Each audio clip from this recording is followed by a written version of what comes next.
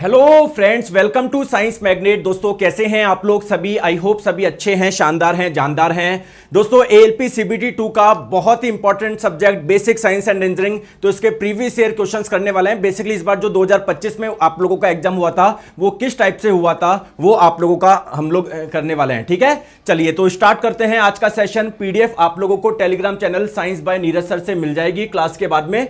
और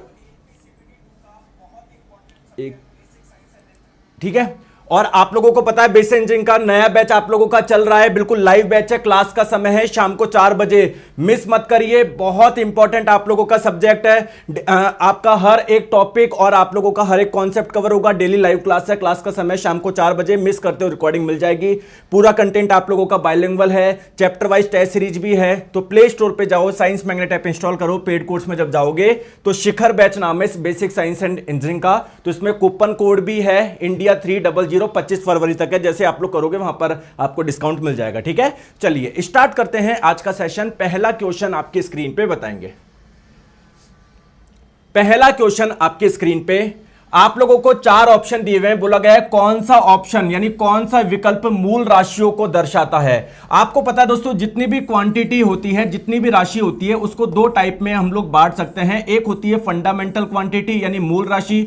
मूल राशि उनको बोलते हैं जो कि किसी अन्य पर निर्भर नहीं करती। और एक होती है डेराइव्ड क्वांटिटी, जिसे हिंदी में बोलते हैं व्युत्पन्न राशि। व्युत्पन्न राशि उन राशियों को बोलते हैं जो कि अन्य पर निर्भर करती है। तो हमारे पास में कुल 7 राशि है जो कि फंडामेंटल क्वांटिटी यानी मूल राशि। इसका मतलब किसी अन्य पर निर्भर नहीं करती। जैसे आप लोगों का लंबाई हो जाएगा, द्रव्यमान हो जाएगा, समय हो जाएगा, है ना, टेम्परेचर हो जाएगा, पदार्थ की मात्रा हो जाएगा, ल्यूमिनस इंटेंसिटी यानी ज्योति तीव्रता हो जाएगा, और एक इलेक्ट्रिक करंट। कुल कितनी राशि है? 7 राशि है जो कि मूल राशि है। तो ये तीनों आप लोगों की मूल राशि है। आप लोगों को मैं बताऊं ऑप्शन नंबर बी में ये भी मूल राशि है। लेकिन प्रेशर क्या होता है आपका? Force upon area. तो ये तो अन्य पर निर्भर कर रही है, तो जो निर्भर नहीं करती है उसे बोलता है मूल राशि। तो ये तो है ही नहीं, है ना। तो करेक्ट आंसर आप लोगों का हो जाएगा ऑप्शन नंबर ए। चलिए आगे चलते हैं, नेक्स्ट क्वेश्चन पे बताएंगे।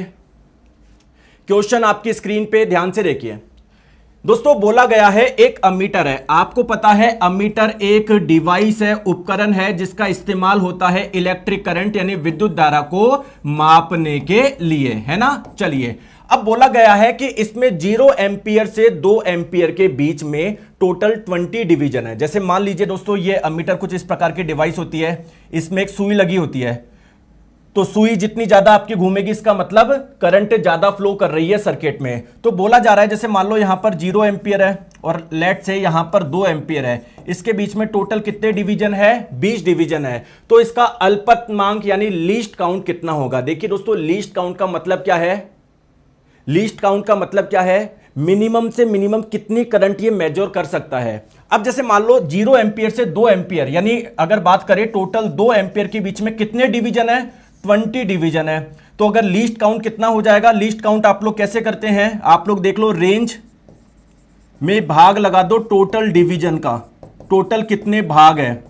तो अगर बात करें इस 2 एम्पियर की रेंज में टोटल कितने डिवीजन है? 20 डिवीजन है। तो 2/20 बोले तो 1/10, 1/10 बोले तो 0.1। तो इसका लीस्ट काउंट आ जाएगा 0.1 एम्पियर, ऑप्शन नंबर ए। जैसे मान लीजिए दोस्तों किसी सर्किट में करंट फ्लो हो रही है 0.00389 एम्पियर, तो क्या यह अमीटर इस रीडिंग को बता पाएगा क्या? इस रीडिंग को बता पाएगा क्या? नहीं। सबसे छोटा सा छोटा मान जो ये माप सकता है वो कितना माप सकता है? 0.1 एम्पियर। फिर इसके बाद में दोस्तों 0.2 एम्पियर, इसके बाद में 0.3 एम्पियर। आगे बात समझ में? तो ये अमीटर ये वाली वैल्यू मेजर नहीं कर पाएगा। चलिए दोस्तों नेक्स्ट क्वेश्चन। कौन सा कथन सही है? दोस्तों क्या मानव शरीर का नॉर्मल टेम्परेचर 98.6 फ़ारेनहाइट होता है क्या? बिल्कुल बिल्कुल सही है। अगर सेल्सियस में बात करें तो 37 डिग्री सेल्सियस होता है। फ़ारेनहाइट में बात करें तो 98.6 फ़ारेनहाइट होता है। बिल्कुल सही कथन है, तो आगे जाने की जरूरत ही नहीं है। मानव शरीर का नॉर्मल टेम्परेचर ये गलत हो गया। 45 डिग्री सेल्सियस नहीं होता, 37 डिग्री सेल्सियस होता है। क्या तापमान को एक स्केल से दूसरे स्केल में कन्वर्ट नहीं कर सकते हैं क्या? कर सकते हैं। सेल्सियस को केल्विन में बदल सकते हैं, केल्विन को फ़ारेनहाइट में बदल सकते हैं, ये भी गलत हो जाएगा। हमारी बॉडी का टेम्परेचर मेजर करने के लिए क्या हम लोग लेबोरेटरी थर्मोमीटर का इस्तेमाल करते हैं क्या? नहीं। हमारी बॉडी के टेम्परेचर को मेजर करने के लिए जिस थर्मोमीटर का इस्तेमाल करते हैं उसको क्लिनिकल थर्मोमीटर बोलते हैं। क्लिनिकल थर्मोमीटर बोलते हैं। ठीक है, चलिए नेक्स्ट क्वेश्चन आपकी स्क्रीन पे बताएंगे, बताइए दोस्तों। क्वेश्चन में आपको बोला जा रहा है कि एक अमीटर है जो देखो अमीटर का मान क्या है, किसी सर्किट में कितनी करंट फ्लो हो रही है, कितनी विद्युत धारा प्रवाहित हो रही है, कौन बताता है? अमीटर बताता है। तो अमीटर आप लोगों को बता रहा है कि कितनी करंट फ्लो हो रही है, 7.5 एम्पियर। यानी इसने जो मेजर्ड वैल्यू है, यानी इसने जो मापा कि यार सर्किट में कितनी करंट फ्लो हो रही है, वो कितनी है? 7.5 एम्पियर है। वास्तव में जो करंट फ्लो हो रही थी वो कितनी थी? केवल 6.2 एम्पियर ही है। इसका मतलब आपके जो अमीटर है इसमें कुछ दिक्कत है, क्योंकि जो वास्तविक मान था, जो ट्रू वैल्यू थी, जो वास्तविक मान था वो केवल 6.2 एम्पियर है, जबकि आपका अमीटर बता रहा है, अमीटर ने क्या मापा, क्या मेजर्ड करा? 7.5 एम्पियर। तो आप लोगों को रिलेटिव एरर बताना है। चलिए दोस्तों कैसे निकालते हैं, पहले तो मुझे बताओ दोस्तों एरर कितना है, त्रुटि का मान बताओ। त्रुटि का मान कितना है, या इसको और मैं बोलूं एब्सोल्यूट एरर कितना है, निरपेक्ष त्रुटि कितनी है। तो निरपेक्ष त्रुटि आप लोग कैसे निकालते हैं? देखो आपने कितनी वैल्यू मेजर्ड करी, measured value minus true value, और ये वाला मान लेना है आप लोगों को किस में? पॉजिटिव में। अगर ये मान नेगेटिव आए, पॉजिटिव आए, कुछ भी आए, आपको केवल मैग्नीट्यूड लेना है, मान लेना है। तो मेजर्ड वैल्यू कितनी है? 7.5, और ट्रू वैल्यू वास्तविक मान कितना था? 6.2। तो मुझे बताओ एरर कितना हो गया? 5 में से 2 गया 3, 7 में से 6 गया 1, 1.3 एम्पियर का एरर है। अब आप लोगों से पूछा गया है रिलेटिव एरर बताओ, आपेक्षिक त्रुटि बताओ, और किस में पूछा गया है? परसेंटेज में पूछा गया है। देखो तो रिलेटिव एरर यानी आपेक्षिक त्रुटि का जो फॉर्मूला होता है वो क्या होता है? एब्सोल्यूट एरर कितना था, यानी निरपेक्ष त्रुटि, कितने की त्रुटि कर दी? वास्तविक मान कितना था? True value. ठीक है, तो ये हो जाएगा आपका फॉर्मूला। अगर परसेंटेज में निकालना है तो 100 से गुना कर दो, परसेंटेज का साइन लगा दो। तो निरपेक्ष त्रुटि का मान है 1.3, ट्रू वैल्यू यानी वास्तविक मान कितना दिया हुआ है? 6.2, 100 से गुना कर दो, परसेंटेज का साइन लगा दो। बताओ दोस्तों कितना आ रहा है, ये सॉल्व करके देखोगे तो बताओ। दिलीप यादव जी इधर रो मत, इधर पढ़ो। मैंने पहले पढ़ रखा है तो पढ़ने की जरूरत है क्या? नहीं पढ़ने की जरूरत है। अगर आप चीजें याद है, सब कुछ बने हुए, तो नहीं पढ़ने की जरूरत है, रिवीजन करो। ठीक है, क्या ऑप्शन नंबर डी आ रहा है क्या? चलिए दोस्तों बहुत बढ़िया। नेक्स्ट क्वेश्चन आपके स्क्रीन पे बताएंगे। तो बेसिक साइंस एंड इंजीनियरिंग में मैं फिर से बताता हूं 11 चैप्टर है, हर चैप्टर से क्वेश्चन आते हैं। जैसे कोई मुझे बता सकता है क्या ये वाला क्वेश्चन कौन से चैप्टर का है? बताओ। तो आपको पता है कोई भी साउंड होता है, ध्वनि होता है, उसकी लाउडनेस होती है, कुछ प्रबलता होती है, लाउडनेस होती है यानी प्रबलता होती है। लाउडनेस को दोस्तों हम लोग किस में मापते हैं? डेसिबल में मापते हैं। तो अगर कितने डेसिबल का साउंड हम लोग सुन सकते हैं, जैसे हम लोग नॉर्मली वगैरह जो बात करते हैं ना, उसमें कितने डेसिबल का साउंड होता है? वो 30 डेसिबल का होता है, 30-35 डेसिबल का। तो उसमें कोई दिक्कत नहीं है। दिक्कत किस में है? अगर बहुत ज्यादा डेसिबल का हो। अब आप कॉमन सेंस लगा के बताओ कि अगर 70 डेसिबल के साउंड में आपको दिक्कत आ रही है तो क्या 90 में नहीं आएगी क्या? एक कॉमन सेंस लगाओ यार। अगर 70 में दिक्कत आ रही तो 90 में नहीं आएगी क्या? तो करेक्ट आंसर आपका हो जाएगा ऑप्शन नंबर बी, 90 डेसिबल। दोस्तों अगर 85 से जो 90 डेसिबल का जो साउंड होता है ना, देखो मैं आप लोगों को फिर से बता दूं कि यार नॉर्मली अगर 30 डेसिबल का जो साउंड है ना, वो तो कोई दिक्कत ही नहीं है ना। 70 से 80 वाले को हम लोग लाउड मानते हैं कि यार ये तेज आवाज है। दोस्तों 80 से ऊपर वालों को हम लोग वेरी लाउड बोलते हैं। अगर ये बहुत समय तक आप लोग अगर इतने डेसिबल का साउंड सुनोगे तो हम लोगों को दिक्कत हो सकती है, कान में परमानेंट कुछ समस्या हो सकती है। तो करेक्ट आंसर आपका हो जाएगा ऑप्शन नंबर बी। आ गई बात समझ में? क्लियर है? चलिए नेक्स्ट क्वेश्चन आपके स्क्रीन पे। दोस्तों अगर किसी सर्किट डायग्राम में, जैसे फॉर एग्जांपल एक सर्किट का डायग्राम बनाया, उसमें ऐसा कुछ था, उसमें मैंने ऐसा कुछ बनाया, तो ये किसको रिप्रेजेंट करता है? क्या बता सकते हो क्या ये किसको रिप्रेजेंट करता है? दोस्तों ये जो सिंबल है वो किसका है? रजिस्टर का है, प्रतिरोधक का है ना, प्रतिरोधक का। प्रतिरोधक क्या होता है? जिसकी वजह से प्रतिरोध मिलता है, जिसकी वजह से रेजिस्टेंस मिलता है। जैसे मान लेते हैं इस वाले रजिस्टर यानी इस वाले प्रतिरोधक का जो प्रतिरोध है वो मान लेते हैं 10 ओम है। बहुत बढ़िया दोस्तों, कई बार आप लोग देखोगे ऐसा सिंबल दिखेगा, इसका मतलब क्या है कि ये एक वेरिएबल रजिस्टर है, परिवर्तनशील प्रतिरोधक है। इसका मतलब इसके प्रतिरोध का मान बार बार चेंज होता रहता है, कोई फिक्स प्रतिरोध नहीं है। तो ये वाला जो सिंबल है वो वेरिएबल रजिस्टर का होता है, परिवर्ती प्रतिरोधक का होता है। Correct answer option number C आ जाएगा। क्लियर है? आर्यन कुमार बोल रहे हैं कि सर मैं आपका एक पुराना चैनल था वाईफाई स्टडी, पहली बात तो वो मेरा चैनल नहीं था कि सर उसमें क्लास नहीं दिख रही, वो चैनल ही पता नहीं कैसे डिलीट हो गया है ना, वो मेरा चैनल नहीं है। तो कई बच्चे बोल रहे सर आपकी उस पर क्लास थी, वो किसी और का था, मैं कहीं और काम करता था, वो 8 साल पहले की बात है। ठीक है, चलो आ जाओ आ जाओ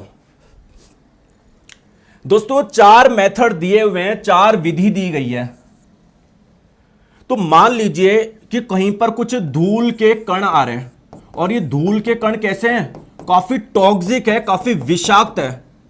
तो ये धूल के कण को क्या करना चाहिए? क्या हवा में छोड़ देना चाहिए क्या? अरे मैंने बोला है टॉक्सिक है, विषाक्त है, तो आप इसको हवा में कैसे छोड़ सकते हो? ये तरीका बिल्कुल गलत है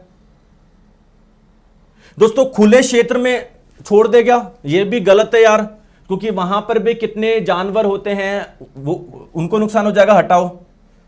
दोस्तों नॉर्मल जो कूड़ा है, उस जो हमारा नॉर्मल जो कचरा पात्र होता है उसमें डाल दे क्या? नहीं, क्योंकि दोस्तों ये वाला जो कचरा है वो एक जगह कुछ इसमें से रिसाइकिल भी होता है, तो आप इसमें टॉक्सिक सब्सटेंस, जहरीले पदार्थ नहीं डाल सकते। तो इसको विशेष कंटेनर में आप लोगों को डालना पड़ेगा जिस पे लिखा हो कि यार कि ये टॉक्सिक सब्सटेंस है, इसके अंदर जहरीले पदार्थ है, कुछ विशेष कंटेनर में डालना पड़ेगा। Correct answer option number D हो जाएगा। बोलो। और आपको एक चीज मैं बताऊं क्या दोस्तों, 2019 का जो ALP CBT 2 हुआ था ना, इसमें जो बेसिक साइंस एंड इंजीनियरिंग के क्वेश्चन है ना काफी अच्छे थे।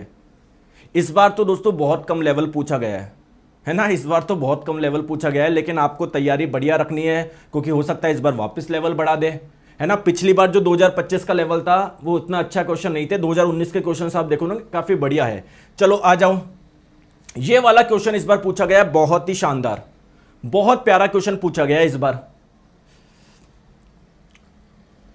दोस्तों। आपको बोला गया है एक क्यूब है, एक घन है, इसका मास यानी इसका द्रव्यमान आपको दिया हुआ है 5.74 ग्राम। वेरी गुड यार, क्लियर है।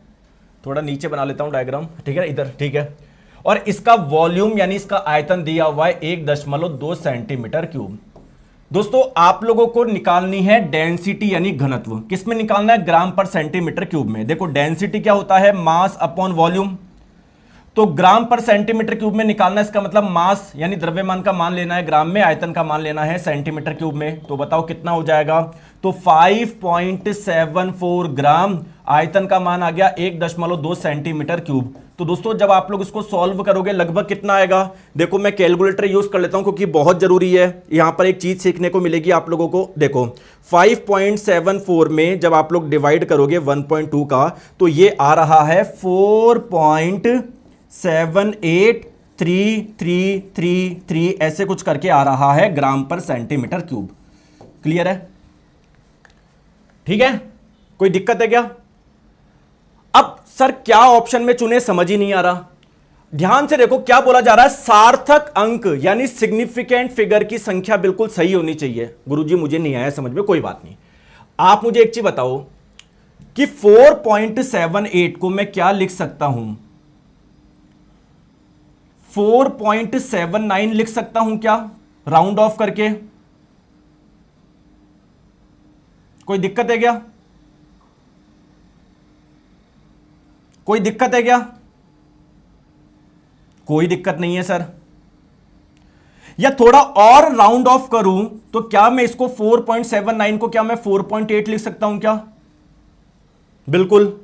अब आपके मन में क्वेश्चन आएगा कि सर ये करना ही क्यों है हमको, जब हमको 4.783 ये दिया हुआ है तो सर सीधे इस पे चलो ना, और सर और भी आपको एग्जैक्ट वैल्यू ध्यान करनी है तो सर इस पे चलो ना। बात समझ में आ गई मैं क्या बोलना चाह रहा हूं? Very good. दोस्तों आप लोग मुझे बताएंगे कि यहां पर कितने सिग्निफिकेंट फिगर है, कितने सार्थक अंक है। सार्थक अंक कैसे निकालते हैं?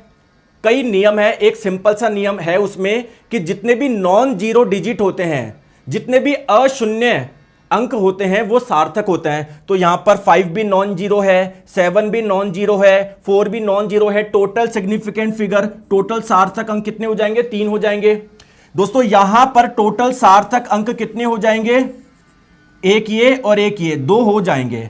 तो दोस्तों एक रूल याद रखो, जब भी आप लोग डिवीजन कर रहे हो, जब भी आप लोग भाग लगा रहे हो, जैसे मान लो x बट्टे y बराबर आ रहा है a, तो दोस्तों इसमें कितने सार्थक अंक होने चाहिए?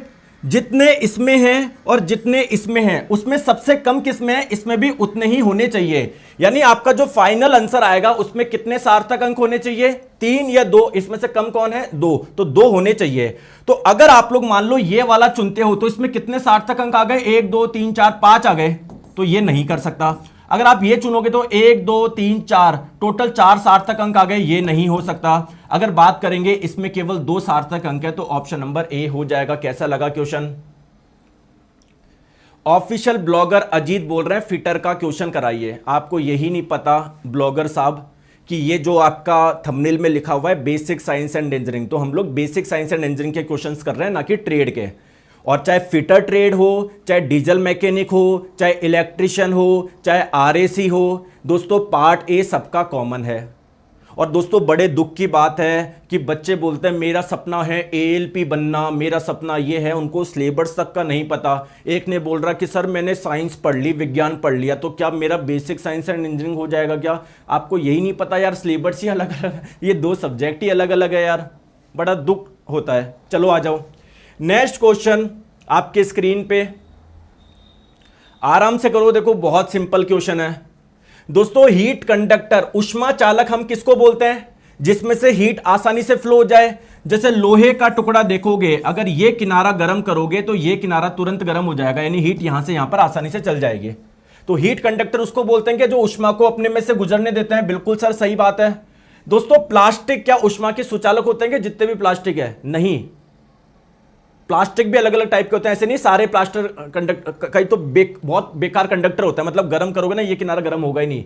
तो ये स्टेटमेंट गलत है यार, स्टेटमेंट 1 सही है केवल, ऑप्शन नंबर ए। आ रही है बात समझ में? चलिए नेक्स्ट क्वेश्चन, आपके बेसिक साइंस इंजीनियरिंग में टोटल 11 चैप्टर है, तो उसमें एक चैप्टर है वर्क एनर्जी पावर, देखो उसका क्वेश्चन है ये, आ जाओ। तो बोला जा रहा है 50 किलोग्राम द्रव्यमान की एक वस्तु है, उसको क्षैतिज रेखा के अनुदिश, मतलब ऐसे आप लोग लेके जा रहे हो एक बिंदु से दूसरे बिंदु पर, मान लो आप लोग यहां पर लेकर आ गए, तो गुरुत्वाकर्षण बल द्वारा कितना कार्य होगा? दोस्तों गुरुत्वाकर्षण बल क्या है? पृथ्वी इस पे जो बल लगा रही है वो नीचे की ओर लगेगा। तो आप मुझे कॉमन सेंस लगा के बताओ, हम बोलते हैं कार्य किया गया, कार्य कब मानते हैं? जब आपने कोई बल लगाया और उसकी वजह से विस्थापन हो गया। आप लोग बोलोगे सर डिस्प्लेसमेंट हो गया, विस्थापन हो गया, लेकिन क्या इस वाले बल का कोई योगदान है क्या? इस वस्तु को यहां से यहां पर ले जाने के लिए इसका कोई योगदान ही नहीं है, किया गया कार्य शून्य होगा। Option number A. चलो बताओ दोस्तों, बेसिक साइंस इंजीनियरिंग में 11 चैप्टर है, 11 में से एक चैप्टर है इंजीनियरिंग ड्राइंग। इंजीनियरिंग ड्राइंग में भी कई टॉपिक्स आपको दिए हुए हैं, क्या उसमें से एक टॉपिक है क्या ज्योमेट्रिकल फिगर, यानी ज्यामितीय आकृति? उसी का एक क्वेश्चन है, बताओ दोस्तों। कोई भी ज्यामितीय आकृति हो, ज्यामितीय आकृति किसको बोलते हैं? अरे आपका सर्किल हो गया, रेक्टेंगल हो गया, क्यूब हो गया, क्यूबॉइड हो गया, ठीक है, ट्राइंगल हो गया, ये सारे आपकी ज्यामितीय आकृति है। तो कोई भी ज्यामितीय आकृति हो, जैसे फॉर एग्जांपल एक सर्किल की बात करते हैं, सॉरी ट्राइंगल की बात करते हैं, तो ट्राइंगल किससे मिलकर बना हुआ है? क्या कहीं ना कहीं 3 लाइन से मिलकर बना हुआ है क्या? 1 2 3 बोलो। तो कोई भी ज्यामितीय आकृति हो वो 2 या 2 से अधिक बिंदु, रेखा या कर्व से मिलकर बनी होती है। ये बात सही है क्या दोस्तों? ऑप्शन नंबर 1 बिल्कुल सही है। दोस्तों ज्यामितीय आकृति सदैव खुले सिरे वाली होती है क्या? गलत। अगर मान लो कोई ऐसी आकृति आप बनाओ, तो मैं इसको ज्यामितीय आकृति नहीं बोलूंगा, ज्योमेट्रिकल फिगर नहीं बोलूंगा, वो बंद होनी चाहिए, बंद होनी चाहिए। जैसे अगर ऐसे करके ऐसे करके ऐसे कर देते तो इसको मैं ज्योमेट्रिकल फिगर बोल देता, ज्यामितीय आकृति बोलता, खुले को नहीं बोलूंगा, ये गलत है। तो केवल कथन 1 सत्य है, ऑप्शन नंबर सी। आगे बात समझ में। चलिए नेक्स्ट क्वेश्चन आपके स्क्रीन पे। जब तांबे को चम्मच को गर्म जल में डुबाया जाता है, देखिए दोस्तों एक चम्मच है, तांबे की चम्मच है, कॉपर की चम्मच है, ठीक है, आपने गर्म पानी में डुबा दिया तो गर्म पानी से हीट मतलब ये वाला भी पार्ट गर्म हो जाएगा, यानी इसको हीट मिल जाएगी, और कुछ समय बाद में देखोगे इसके ये सिरा भी गर्म हो जाएगा, यानी हीट यहां से यहां पर आ गई, हीट का ट्रांसफर हो गया। दोस्तों हीट जो ट्रांसफर होती है उसके 3 तरीके हैं हीट ट्रांसफर करने के। एक है कंडक्शन, जिसे आप लोग हिंदी में बोलते हैं क्या, चालन। एक होता है आपका कन्वेक्शन, हिंदी में बोलते हैं संवहन, और एक होता है रेडिएशन, जिसे हिंदी में बोलते हैं विकिरण। दोस्तों किसी ठोस में, किसी सॉलिड में जो हीट का ट्रांसफर होता है वो इसी वाले मेथड से होता है, तो आप लोग कंडक्शन यानी चालन बोल सकते हो। होता क्या है इसमें समझो, जैसे आप लोग मुझे बताओ ये चम्मच है, ये या और आसान कर लो, ये लोहे का टुकड़ा है, मान लो ये किनारा गर्म हो रहा है, आपने गर्म किया, ये किनारा कैसे गर्म हो गया, तो कोई भी पदार्थ तो वो बहुत छोटे छोटे पार्टिकल यानी कणों से मिलकर बना होता है, क्या बोलो। तो जब आप लोग हीट दोगे, उष्मा दोगे, तो ये पार्टिकल थोड़ा वाइब्रेट करेंगे, यानी इनके पास में एनर्जी आ गई, फिर ये पास वाले को टक्कर मारेंगे, फिर वो भी वाइब्रेट करेंगे, फिर इसके पास वाले भी, फिर इसके पास वाले भी, फिर इसके पास वाले भी, तो जो हीट यहां थी वो बेसिकली यहां पर पहुंच गई। यही मेथड कहलाता है कंडक्शन यानी चालन। बोलो, चलो आ जाओ, बताओ दोस्तों। 4 आपको क्रियाएं दी गई है, इनमें से कौन सी क्रियाएं हैं जो कि फिसलने और गिरने से होने वाली चोटों को रोकने में सहायता करती है। दोस्तों हम लोग फिसलते कब है, मान लो अगर जैसे घर में हमने पोछा लगाया तो मम्मी जी बोलती है ना कि देख के आना, क्यों, क्योंकि फिसलन के चांसेस ज्यादा होते हैं, है ना। तो अगर फ्लोर पे कुछ गिर गया है उसको बोलेंगे छलकन, कुछ गिर जाता है, जो कुछ तरल गिर गया, या उसको इंग्लिश में बोल दो स्पिल। क्लियर है। तो अगर मान लो कुछ गिर गया तो सबसे बढ़िया तरीका क्या है कि गीले फर्श पर सावधानी से चले, बहुत अच्छा तरीका है। तो चलो आप तो सावधानी से चल लोगे, जो पीछे आ रहा है मान लो वो नहीं चले, तो सबसे बढ़िया क्या है कि अगर कुछ गिर गया उसको साफ कर दो यार, तुरंत साफ कर देना। या अगर साफ नहीं कर पा रहे हो, चेतावनी का साइन लगा दो कि भैया गीला है ध्यान से। तो correct answer option number A हो जाएगा। समझ रहे हो क्या, वेरी गुड। चलिए, है ना, आ जाओ। कुछ बच्चे बोलते हैं सर इसका आंसर ये होना चाहिए, ऑप्शन नंबर बी। क्यों होना चाहिए, देखो रेलवे ने भी ये दिया है और कॉमन सी बात है। तो ये क्वेश्चन अच्छा है, जल्दबाजी में ना करें, टाइम ले अपना। 4 ओम के 4 प्रतिरोधक है, 4 रजिस्टर है जो कि पैरेलल में जोड़ दिए। दोस्तों एक रजिस्टर ये रहा, एक प्रतिरोधक ये रहा, जस्ट इसके पैरेलल में आपने दूसरा जोड़ दिया, जस्ट इसके पैरेलल में आपने तीसरा जोड़ दिया, जस्ट इसके पैरेलल में आपने चौथा जोड़ दिया। इस वाले रजिस्टर यानी इस वाले प्रतिरोधक का प्रतिरोध है 4 ओम, इसका भी 4 ओम, इसका भी 4 ओम, इसका भी 4 ओम। और दोस्तों ऐसा जो ये कॉम्बिनेशन है ना, ऐसे 4, इसके बाद 4 ऐसे समांतर क्रम संयोजनों को श्रेणी क्रम में संयोजित कर दिया। इसके बाद में मतलब ये नहीं कि इसके बाद में टाइम की बात हो रही है। फिर आपने क्या किया, ऐसा, फिर एक ऐसा और लिया, एक ऐसा और लिया, एक ऐसा और लिया, और चारों को किस में जोड़ दिया, सीरीज में जोड़ दिया। तो पहले इसका समतुल्य प्रतिरोध निकालो, कैसे होगा, क्या होगा इसका समतुल्य प्रतिरोध, 1 ओम होगा, सिंपल सा है। फिर इसका भी 1 होगा, इसका भी 1 होगा, इसका भी 1 होगा। और जब सीरीज में जुड़े होते हैं, श्रेणी क्रम में जुड़े होते हैं, तो समतुल्य प्रतिरोध कैसे निकाले, 1 + 1 + 1 + 1 4 ओम हो जाएगा, ऑप्शन नंबर बी। क्लियर है, बोलो बात समझ में आ रही क्या।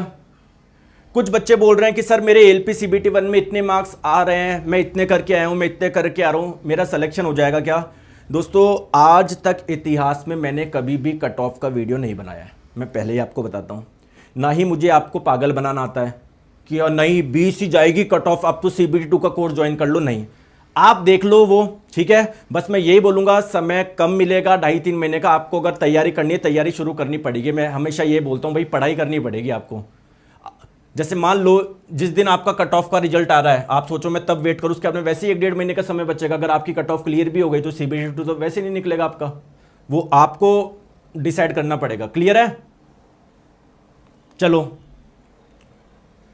नेक्स्ट क्वेश्चन आपके स्क्रीन पे बढ़िया क्वेश्चन है, ध्यान से आप लोग देखो।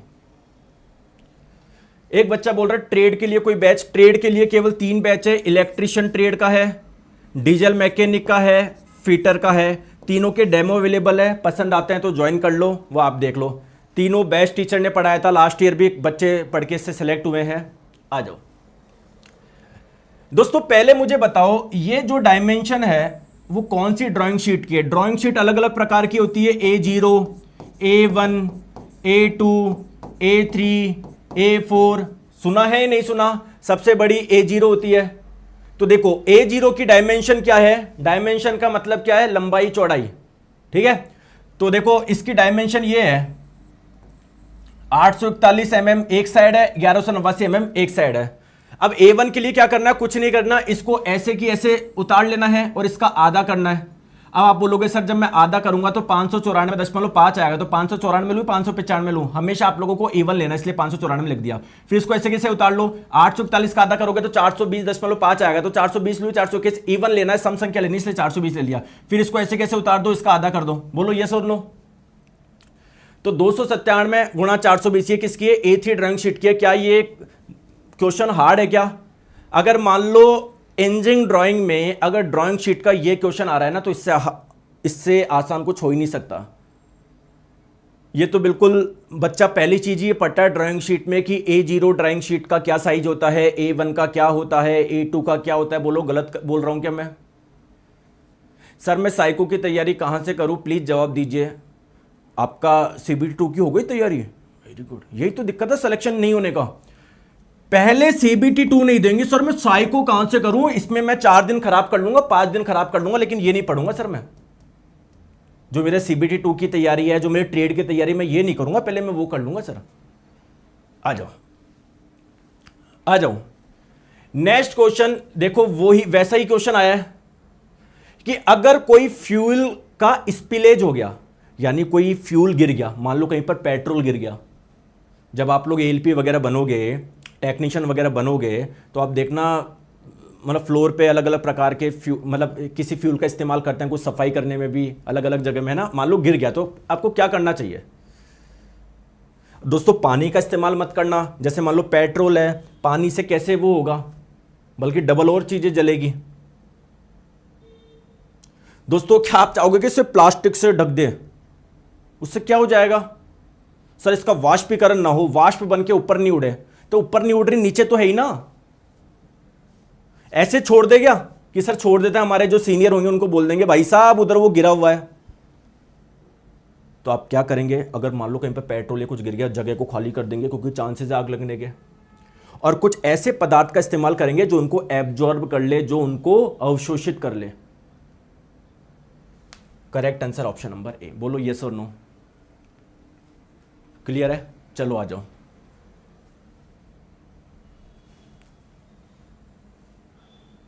दोस्तों ऐसे तो कई क्वेश्चन इतने सिंपल थे, मैं चला के लेके नहीं आया सिंपल, वरना आप सोचते रहे यार सर सिंपल। मतलब मैं बोल रहा हूं ना, इस बार का पेपर इतना लो लेवल का था, मैं सिंपल क्वेश्चन तो लेके ही नहीं आया, मैं 2-4 ही डाले मैंने सिंपल। आप सोच सकते ऐसे ऐसे क्वेश्चन थे कि यार बताओ, एक क्वेश्चन ये था कि 70 किलोमीटर पर आवर को मीटर पर सेकंड में बदलो। बताओ क्या क्वेश्चन है ये, बताओ। ये करवाने बैठूं मैं आपसे। एक क्वेश्चन ये था कि मान लो एक व्यक्ति यहां से यहां पर चलता है, तय की गई दूरी का मान बताओ। ठीक है, तो आराम से सिलेक्शन होता है ALP में अगर आप एक सही तरीके से पढ़ो। वर्क प्लेस पर संकटों की पहचान करने का सबसे बढ़िया तरीका कौन सा है? सबसे बढ़िया तरीका कि किसी खतरे को कैसे पहचाने? दोस्तों आप टाइम टू टाइम क्या करिए, इंस्पेक्शन करिए। जैसे मान लीजिए आप इंस्पेक्शन कर रहे हैं कि यार वायरिंग वगैरह सब सही तो है ना। मान लो आज आपने इंस्पेक्शन नहीं करा, वायरिंग में कोई दिक्कत है, मान लो आज कोई दिक्कत नहीं हुई, हो सकता है कल हो जाए, अरे 1 महीने बाद हो जाए। तो टाइम टू टाइम आप लोगों को इंस्पेक्शन अगर कर रहे हो तो ये बेस्ट तरीका है। Correct answer option number A हो जाएगा। और माइनर जो रिस्क है, मान लो यार क्या ही होगा, इसको छोड़ो, तो क्या कोई बहादुरी का काम कर रहे हो क्या कि सर मैं छोटे छोटे पे ध्यान ही नहीं दे रहा, मेरा ध्यान है बड़े खतरे पे, तो भाई खतरा छोटा हो बड़ा हो, खतरा खतरा होता है यार। चलिए इसका आंसर बताएंगे।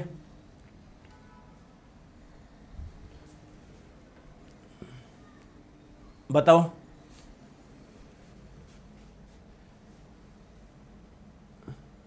ट्रेड के करा दूं क्या क्वेश्चन?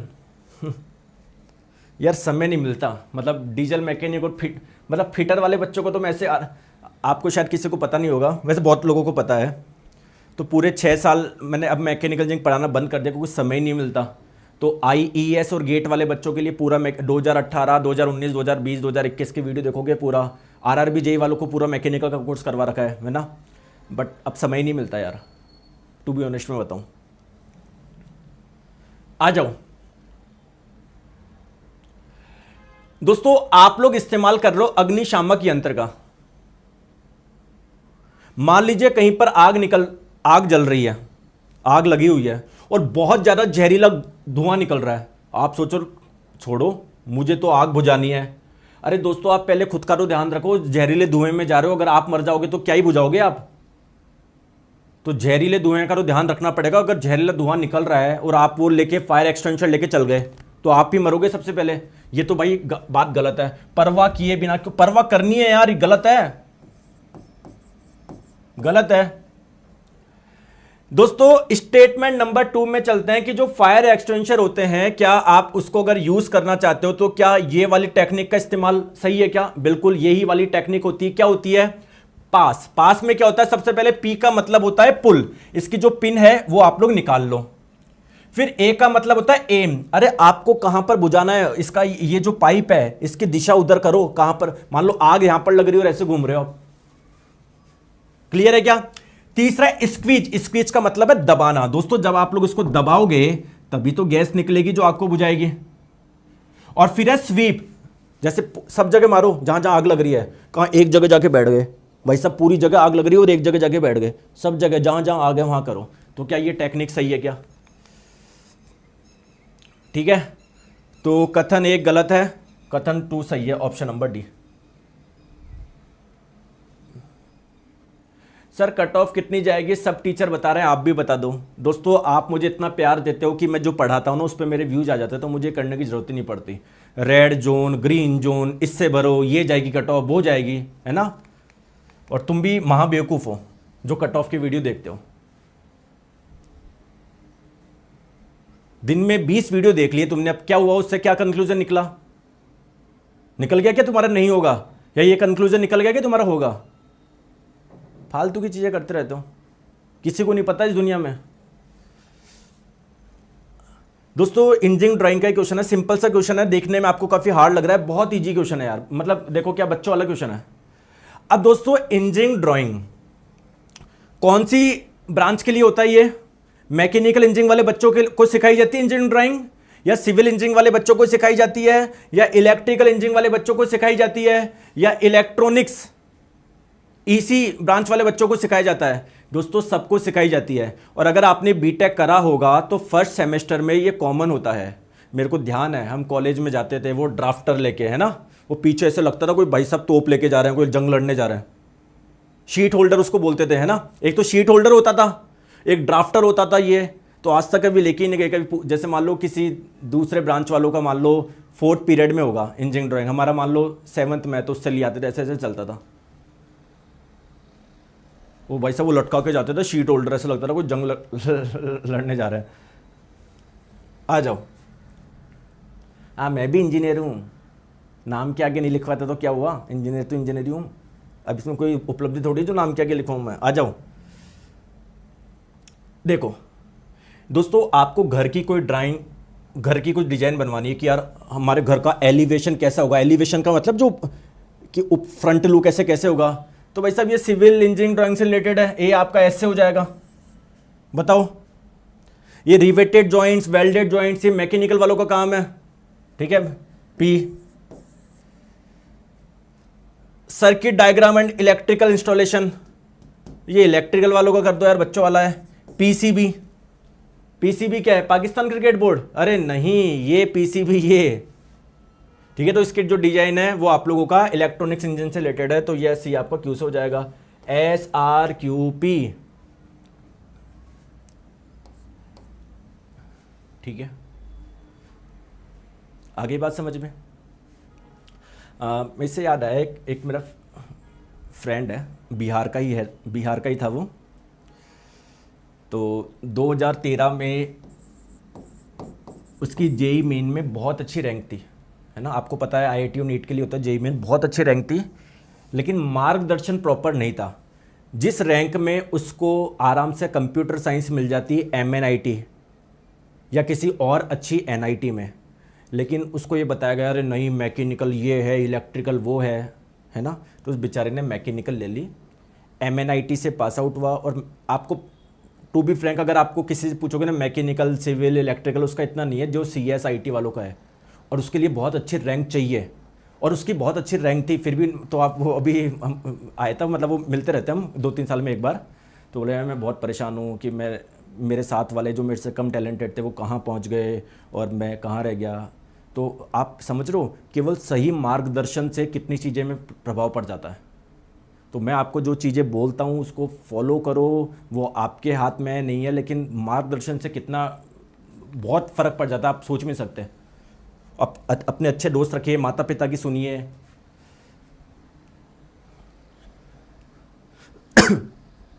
आ जाओ दोस्तों, आप लोगों को 4 ऑप्शन दिए हुए हैं। बोला गया कौन सी 3D ज्यामितीय आकृति है। अच्छा दोस्तों पहले मुझे बताओ, क्या ट्राइंगल यानी त्रिभुज एक 3D आकृति होती है क्या? या सर्किल त्रिभुज एक 3D आकृति होती है क्या? नहीं। स्फेयर गोला होता है, ये तो 2D है। तो अगर ट्राइंगल या सर्किल होता ना तो मैं उसको तो ऐसे ही हटा देता ऑप्शन से। तो बताओ किसकी बात हो रही है ये? 8 तो शीट्स है, 8 तो वर्टेक्स है और 6 रेक्टेंगुलर फेसेस है। बता दूं आंसर क्या होगा? क्यूबॉइड होगा, देख लो। तो 1 2 3 4 5 6 7 8 ये है वर्टेक्स शीर्ष। और आयताकार सतह कितनी है? एक ये रही, एक जस्ट उसके पीछे, 2 गई, तीसरी ये रही, चौथी इधर, पांचवी ये रही, छठी ये रही, टोटल 6 हो गई। आगे बात समझ में क्लियर है? आ जाओ जल्दी से इसका आंसर बताओ। बैच में डिस्काउंट चल रहा है 25 फरवरी तक। बेसिक साइंस इंजीनियरिंग का जो कूपन कोड है वो है इंडिया 300, पूरे 300 रुपए का ऑफ है। 25 फरवरी लास्ट डेट है। कौन सा शब्द कार्बन डाइऑक्साइड, क्लोरोफ्लोरोकार्बन और अन्य प्रदूषकों के बढ़ते स्तर के कारण ग्रीन हाउस प्रभाव द्वारा, देखिए दोस्तों क्या होता है, ये रही हमारी पृथ्वी। दोस्तों सूर्य से जो प्रकाश आता है मैक्सिमम क्या होता है, इससे टकरा के वापस चला जाता है, बहुत बढ़िया। लेकिन हमारे वायुमंडल में कुछ गैस होती है, जैसे मीथेन हो गया, कार्बन डाइऑक्साइड हो गया, वाटर वेपर हो गया, ये इन प्रकाश किरणों को वापस पृथ्वी की ओर भेज देती है, जिससे पृथ्वी आपकी काफी गर्म रह रही है। इस इफेक्ट को ये जो चीजें हो रही है इसको बोलते हैं हम लोग ग्रीन हाउस इफेक्ट। और इसकी वजह से अर्थ का एवरेज टेम्परेचर बढ़ रहा है, ये समस्या कहलाती है ग्लोबल वार्मिंग। अब ग्लोबल वार्मिंग से कोई दिक्कत है क्या? ग्लोबल वार्मिंग से कोई दिक्कत है क्या? बिल्कुल दिक्कत है यार, एवरेज टेम्परेचर बढ़ रहा है। आप एक एग्जांपल मानो, जैसे मान लो गर्मियों में आपके वहां पर टेम्परेचर रहता है 40, एक एग्जांपल मानो। अगर दोस्तों मान लो 48 डिग्री होगा तो क्या होगा? जहां आपका एक कूलर से काम चल रहा था, अब एक कूलर 2 एसी लगाने पड़ेंगे, कितनी खपत होगी, हम कितना मुश्किल हो जाएगा हमारा। ठीक है, आ जाओ दोस्तों। लिक्विड में जो हीट ट्रांसफर होता है, जैसे मान लो ये पानी है, तो पानी में मान लो मैंने हीट यहां पर दी, वो हीट पूरी जगह कैसे पहुंच जाती है, या फिर पूरा पानी गर्म कैसे हो जाता है? तो हीट ट्रांसफर के 3 मेथड होता है, सॉलिड, लिक्विड, गैस। लिक्विड में और गैस में जो हीट का ट्रांसफर होता है वो कौन से मेथड से होता है? कन्वेक्शन यानी संवहन से होता है। Option number D. ठीक है, एक बच्चा बोल रहा है इसका बी क्यों नहीं होगा? अरे यार बोला जा रहा है पृथ्वी के वायुमंडल के औसत तापमान में वृद्धि, एवरेज टेम्परेचर में जो इंक्रीज हो रहा है वो क्या उसको क्या बोलते हैं? ग्लोबल वार्मिंग बोलते हैं ना भाई। इनकी वजह से ओजोन की भी समस्या आती है, क्लोरोफ्लोरोकार्बन, इसकी वजह से समझ गया मैं। लेकिन बोला जा रहा है कि जो टेम्परेचर बढ़ रहा है उस समस्या को क्या बोलेंगे? ग्लोबल वार्मिंग बोलेंगे ना। देखो आता क्वेश्चन एग्जाम में आप गलत करके आओगे। चलो आ जाओ।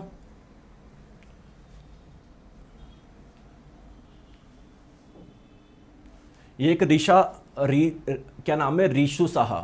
किताबों के बोझ को अपने हौसले में बदल दिया, मुश्किल थ्योरी को आपने किस्से में बदल दिया, यूं ही नहीं कहते दुनिया आपको। अच्छा मेरी तारीफ कर रहा है क्या? फिर तो ढंग से पढ़ूंगा। यस, किताबों के बोझ को आपने हौसले में बदल दिया, मुश्किल थ्योरी को भी आपने किस्से में बदल दिया। यूं ही नहीं कहते दुनिया आपको साइंस मैग्नेट, आपने तो पत्थर जैसे दिमाग को भी सोने में बदल दिया। क्या बात है यार, पहले बोलती मेरी तारीफ कर रहे हो यार, पढ़ लो। पत्थर में बदल दिया, सोने में बदल दिया, ये पत्थर सोना यहीं रह जाएगा ये। आ जाओ। चलो दोस्तों, आपको पता है कि जब हम लोग काम करते हैं स्पेशली किसी इंडस्ट्री वगैरह में, है ना, और वहां ऐसी जगह जहां पर बहुत ज़्यादा खतरे के चांसेस रहते हैं, उसे आप लोग बोलते हैं पीपीई। जो हम लोग पहनते हैं ना उसको बोलते हैं पीपीई किट, है ना, जिसका फुल फॉर्म है पर्सनल प्रोटेक्टिव इक्विपमेंट, आपके खुद की सुरक्षा के लिए। यार आप मान लो भी रेलवे में आप जाओगे तो ठीक है, भारतीय रेलवे को सर्व कर रहे हो, लेकिन आप भी तो स्वस्थ रहने चाहिए हो। तो उसके लिए आप लोगों को दोस्तों जैसे ग्लव्स का इस्तेमाल करना पड़ता है, आप लोगों को ऐसे शूट का इस्तेमाल करना पड़ता है, फेस शील्ड का, जैसे मान लो कहीं से चिंगारी निकल रही है तो ऐसे, है ना, ये ग्लासेज का इस्तेमाल करना पड़ता है। रेस्पिरेटर, जैसे मान लो कहीं पर कुछ जहरीली गैस वगैरह है तो वो एयर के माध्यम से आपकी नाक में नहीं जाए, यहाँ इसमें फिल्टर लगे होते हैं जो कि एयर में अगर कुछ हानिकारक पदार्थ है तो वो आपको नहीं जाने देगा। या बूट्स होते हैं, बूट्स है ना, जूते, वो कपड़े वाले जूते नहीं, लेदर के होते हैं वो, जिससे गलती से कोई चीज गिर जाए तो आपके पैर पे चोट न आए। ठीक है, आ जाओ बताओ, तो इसमें से कौन सा रेस्पिरेटरी है, कौन सा नॉन रेस्पिरेटरी है? रेस्पिरेटरी का मतलब जो श्वसन से रिलेटेड है। अब देखो हेलमेट पहन रहे हो तो हेलमेट का रेस्पिरेशन से तो कोई दिक्कत है ही नहीं, तो नॉन रेस्पिरेटरी सेफ्टी हेलमेट बिल्कुल सही है। रेस्पिरेटरी नोज मास्क, मेरे को तो डी से ही लग रहा है यार। क्या सेफ्टी शूज रेस्पिरेटरी से रिलेटेड है क्या? ये क्या शूज आपके नाकों में हानिकारक हवा को जाने से रोकते हैं क्या? नहीं, हटाओ यार, वो भी हटाओ। क्या जो ग्लव्स है क्या वो आपकी नाक में या आपके बॉडी में दूषित एयर जाने से रोकते हैं क्या? नहीं, हटाओ। डी होगा बच्चों वाला क्वेश्चन है।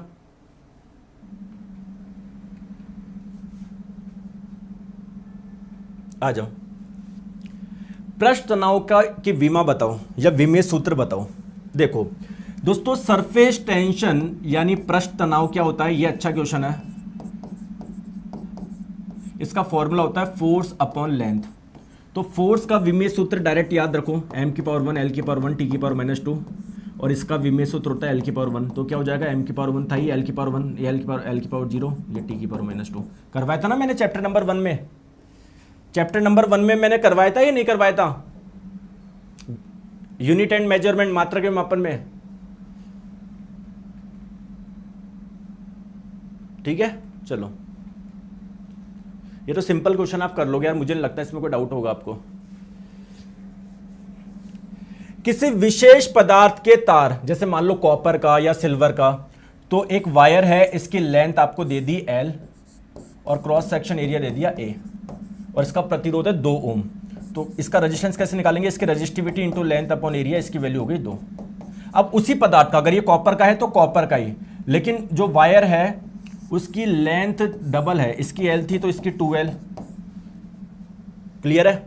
इसका एरिया A तो इसका A/2, तो इसका रेजिस्टेंस क्या हो जाएगा? रेजिस्टिविटी वही रहेगी, लेंथ आपकी ये हो गई, एरिया क्या हो गया? A/2 हो गया, ये ऊपर चल जाएगा तो 4 रो L अपॉन A हो गया। तो रो L अपॉन A का मान 2 था, तो 4 रो L अपॉन A का मान क्या हो जाएगा? 4 × 2 8 हो जाएगा। Option number B. आ रही है क्या बात समझ में? बोलो दोस्तों, समझ में आ रही है? Very good. बताओ ये क्वेश्चन कौन से चैप्टर का है? बेसिक साइंस एंड इंजीनियरिंग के कौन से क्वेश्चन का है? बताओ कौन से चैप्टर का मान जाऊंगा, बता दोगे तो।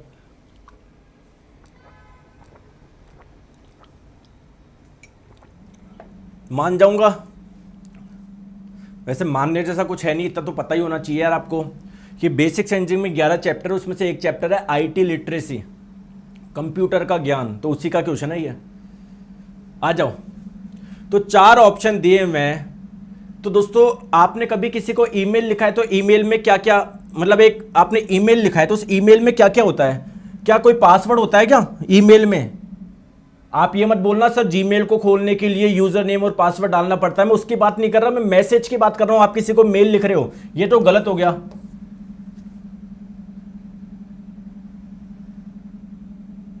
उसमें कोई हेडर फुटर कुछ होता है क्या? हेडर ये तो पेज ईमेल में थोड़ी ये टर्म यूज करते हैं, ये हटाओ। सर जिसको भेज रहे हैं उसका एड्रेस डालना पड़ता है, जैसे आपको भेजना है किसी को ICC@gmail.com लेट से, है ना, तो क्या होना चाहिए, BSD।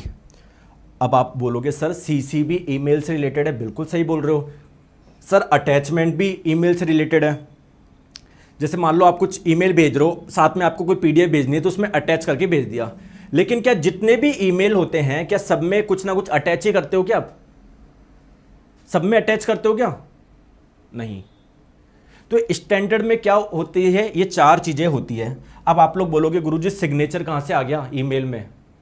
अरे दोस्तों सिग्नेचर किसे बोलते हैं मैं आपको समझाता हूं। देखो जैसे मान लीजिए एक मेल लिख रहे हो, है ना, किसको लिख रहे हो, टू student@example.com, है ना, सब्जेक्ट मैं आपको मेल भेज रहा हूं, ठीक है, तो आपको मैं मेल भेज रहा हूं तो ये आपकी ईमेल आईडी आ गई। क्यों भेज रहा हूं कि यार क्लास की टाइमिंग चेंज है तो मैं आपको मेल भेज रहा हूं, क्लास टाइमिंग चेंज, ये एक सब्जेक्ट हो गया।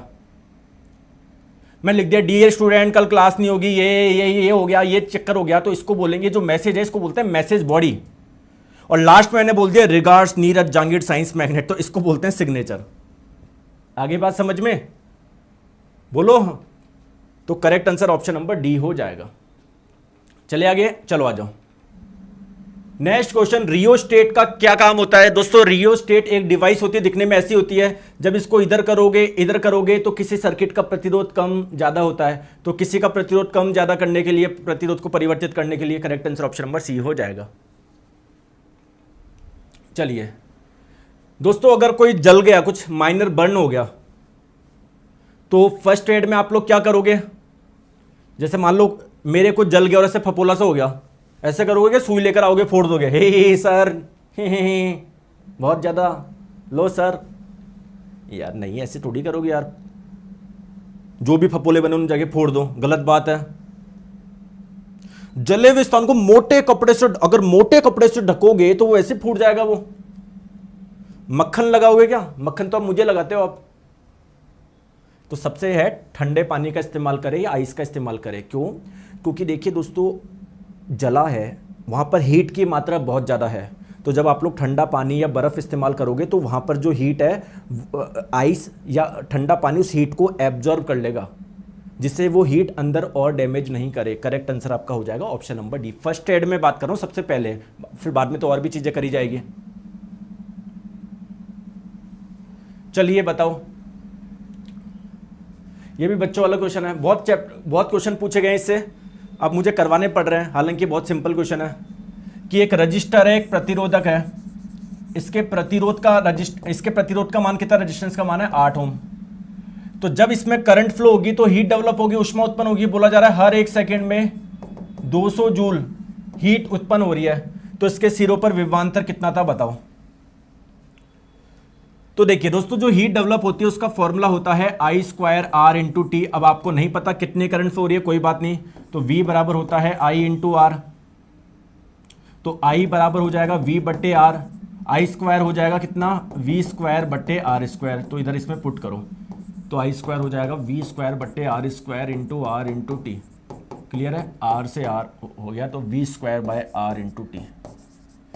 तो V का मान आपको निकालना है, हीट का मान कितना दे दिया, 200 दे दिया, कितने समय में, 1 सेकेंड में, तो ये 1 हो गया। तो V² हो जाएगा 200 × R, R का मान है 8, तो 200 × 8, 8 दूनी 16, 1600, तो V² का मान 1600 आया, तो V का मान कितना आ गया, 40 आ गया। ठीक है, क्लियर है क्या?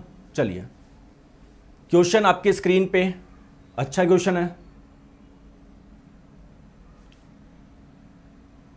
दोस्तों। आपको पता है अलग अलग टाइप की ड्राइंग शीट होती है, A0, A1, A2। अब A2 को आपको फोल्ड करना है, तो आप लोग कितने फोल्ड करूं मैं, 1 करूं या 2 करूं? आप बोलोगे सर आपकी इच्छा उतनी कर लो। फोल्ड करने का मतलब है कि आपको फोल्ड कर करके A4 साइज में लेकर आना है। जब भी बोलो ना फोल्ड करना है, इसका मतलब आप लोगों को A4 साइज में लेकर आना है। अब दोस्तों आप लोग मुझे एक चीज बताओ, देखो प्लीज मेरी बात को ध्यान से समझो। ये आपकी ड्राइंग शीट है, ये वाली, ये है A0, इसका साइज है A0। प्लीज समझो, एक बार सुन लो फिर बात आप समझ जाओगे। देखो ये जो है ना आपकी ड्राइंग शीट, ये है A0, समझ लिया, जिसको मैंने ब्लू कलर से करा है, और जिसको मैं रेड कलर से कर रहा हूं वो है आपकी A1। तो दोस्तों अगर मैं A0 को A1 में कन्वर्ट करना चाहता हूं तो कितने फोल्ड करने पड़ेंगे? क्या मैं केवल एक फोल्ड कर दूं तो क्या A1 मिल जाएगा क्या? बोलो, बोलते नहीं हो यार आप।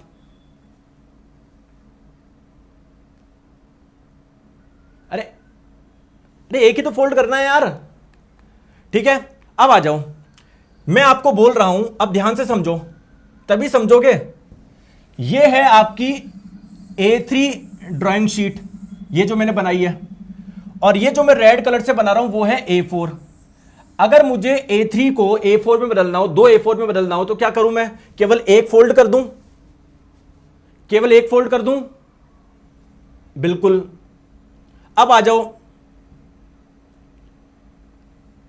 क्वेश्चन में बोला गया है कि A2 को A4 में कन्वर्ट करने के लिए आप क्या करोगे? तो दोस्तों जब आप ऐसे एक फोल्ड करोगे तो ये आपकी बनेगी क्या? A3। एक फोल्ड से तो A3 बनेगी, फिर एक फोल्ड और करोगे तो आपके दो A4 बन जाएगी, है ना? मतलब एक फोल्ड ऐसे, एक फोल्ड ऐसे, तो आपको लगेगा दो फोल्ड, और आंसर दोगे आप A। लेकिन नहीं, आंसर आएगा इसका 3। क्यों? देखो, ठीक है, आपको साइज तो मिल गई A4, लेकिन ड्राइंग शीट में हमेशा टाइटल बॉक्स आपका ऊपर होना चाहिए, टॉप में होना चाहिए। तो एक फोल्ड और करोगे जिससे टाइटल बॉक्स दिख पाए, है ना?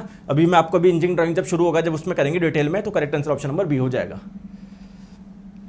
चलिए आ जाओ, नेक्स्ट क्वेश्चन आपकी स्क्रीन पे, टेंशन मत लो, आराम से करेंगे।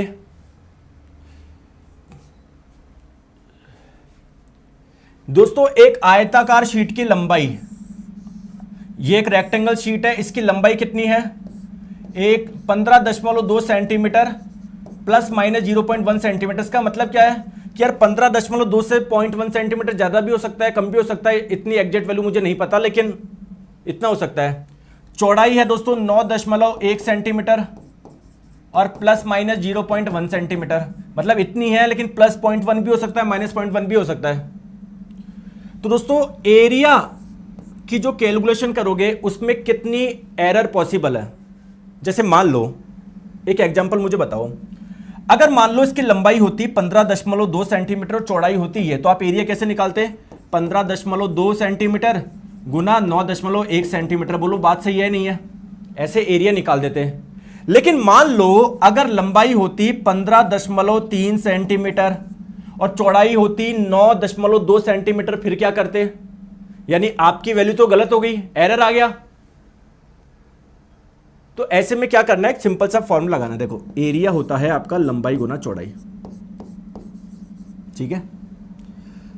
तो एरिया यानी क्षेत्रफल में कितना एरर आएगा, इसके लिए क्या करना है? लंबाई गुना चौड़ाई में कितना परसेंटेज है एरर का, प्लस चौड़ाई गुना लंबाई में कितना परसेंट है एरर का। समझाता हूं, लंबाई कितनी थी? 15.2, चौड़ाई में कितना परसेंट, कितना है? 0.1। अरे समझ में आ रहा नहीं आ रहा? अरे ये फॉर्मूला लो, मैं इधर लिख देता हूं, ये सिंपल सा फॉर्मूला, और कुछ भी नहीं करना, ये फॉर्मूला करना है।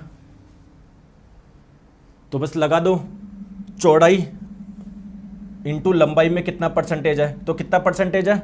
0.1 बटे 15.2, और इसमें भी 0.1 बटे 9.1, ऐसे करके निकाल लेना।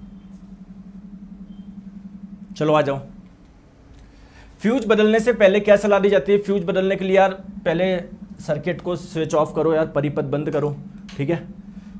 तो दोस्तों आज के लिए इतना रखेंगे अभी। अच्छा एक लास्ट क्वेश्चन है, चलो ये तो आप कर लोगे, तो होमवर्क है यार, ये तो होमवर्क है। कैसा लगा?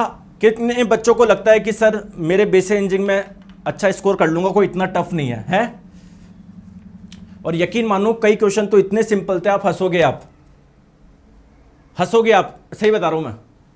चलो एनीवे, मैं मतलब सीकर बैच में मैंने आपको बताया था इससे बढ़िया 2019 के क्वेश्चन से, लेकिन लेवल कभी भी बढ़ सकता है, कुछ भी हो सकता है, तो प्लीज़ तैयारी आपको बेहतरीन रखनी है। बेसिक साइंस एंड इंजीनियरिंग का शिखर बैच आपका चालू हो चुका है, लाइव बैच है। क्लास का समय शाम को 4 बजे। आज तो संडे है, कल आप लोगों को शाम को 4 बजे आपको क्लास मिलेगी, ठीक है।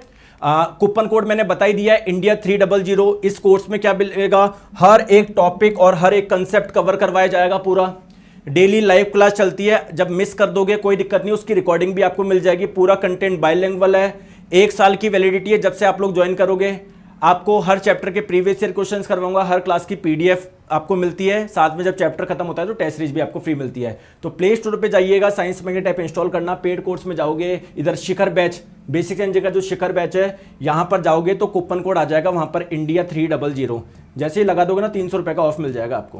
क्लियर है, और पेमेंट कर दीजिएगा। चलिए, thank you so much, take care, bye bye. कैसा लगा सेशन कमेंट करके बताना, और भी आगे लाता रहूंगा मैं आपके लिए।